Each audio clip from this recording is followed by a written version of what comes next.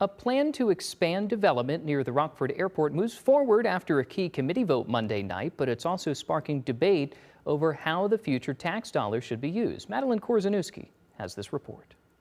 I would really like to see a full, open, and honest conversation about what this vote really is. A proposal to encourage development in South Rockford clears its final hurdle Monday night. The Planning and Development Committee votes to advance a new tax increment financing district near the airport. The city needs to expand its economic base, and the TIF district is a way to do that. Supporters say the district could help pay for infrastructure improvements and make the area more attractive for future industrial and commercial projects. And that is, upwards of $1 billion worth of money that could be going to schools or hospitals or roads. Some in attendance argue future tax revenue could be better spent elsewhere and question whether the proposal benefits taxpayers. I think a data center would be incredibly disruptive to our local environment. City leaders have said TIF dollars cannot be used to directly incentivize a data center project.